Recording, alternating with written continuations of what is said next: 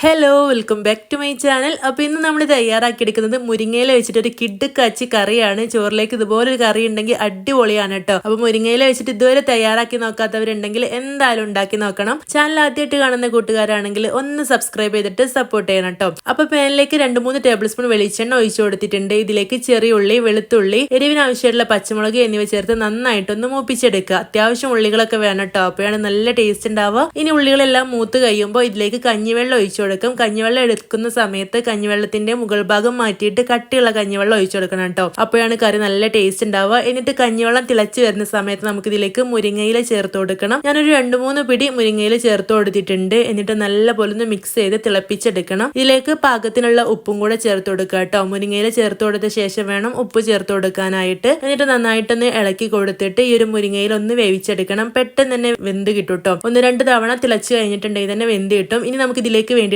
തേങ്ങ അരച്ചെടുക്കണം. തേങ്ങയും കുറച്ച് വലിയ ജീരകവും ചെറിയുള്ളിയും വെളുത്തുള്ളിയും കൂടെ ചേർത്തിട്ട് നല്ല പോലെ ഒന്ന് അരച്ചെടുത്തിട്ട് അതും കൂടെ ഇതിലേക്ക് ഒഴിച്ചു കൊടുത്തൊന്ന് തിളപ്പിച്ചെടുക്കണം. ഒരുപാട് സമയം തിളപ്പിച്ചെടുക്കണ്ട. ഒരു 2-3 തിള വന്ന് കഴിഞ്ഞാൽ തന്നെ നമുക്ക് ഫ്ലെയിം ഓഫ് ചെയ്യാം. ഇനി അടച്ചു വെച്ചിട്ട് ഒരു 10-20 മിനിറ്റ് ഒന്ന് മാറ്റി വെച്ച ശേഷം നമുക്കിത് ചോറിലേക്ക് സെർവ് ചെയ്യാം. നല്ല അടിപൊളി മുരിങ്ങയില കറിയാണ്.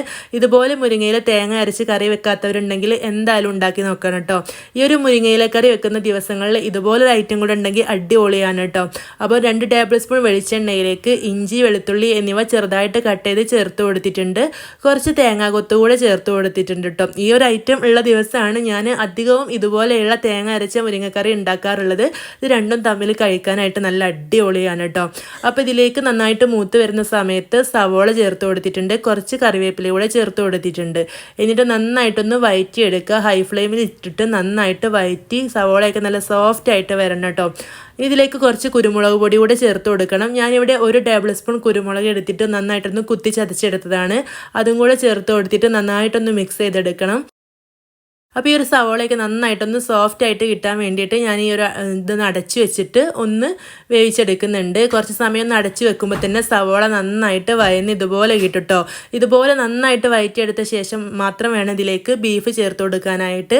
അപ്പോൾ ഞാനിവിടെ മുളക് പൊടി, മഞ്ഞൾപ്പൊടി, മല്ലിപ്പൊടി, ഉപ്പ്, ഇഞ്ചി വെളുത്തുള്ളി പേസ്റ്റ് എന്നിവ ചേർത്ത് കുക്കറിൽ വേവിച്ചെടുത്ത ബീഫാണ് കേട്ടോ.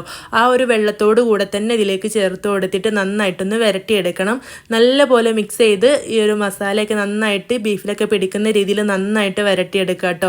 ഇതുപോലെ വരട്ടിയെടുത്തിട്ടുണ്ട്. നിങ്ങൾക്ക് ഇനിയും ഡ്രൈ ആവണമെങ്കിൽ ഇനിയും കുറച്ച് സമയം കൂടെ വെച്ചാൽ മതി കേട്ടോ. നല്ല അടിപൊളി ടേസ്റ്റാണ്. അവസാനമായിട്ട് ഇതിലേക്ക് 1 ടീസ്പൂൺ വെളിച്ചെണ്ണ കൂടെ ചേർത്ത് കൊടുക്കുക. എന്തായാലും ഉണ്ടാക്കി നോക്കിയിട്ട് അഭിപ്രായം പറയണം. റെസിപ്പി ഇഷ്ടമായ എന്തായാലും ഉണ്ടാക്കി നോക്കണം. വീഡിയോ ഇഷ്ടമായാൽ ലൈക്ക് ചെയ്യാനും ചാനൽ സബ്സ്ക്രൈബ് ചെയ്യാനും മറക്കരുത്. അടുത്ത വീഡിയോ ആയിട്ട് വീണ്ടും കാണാം.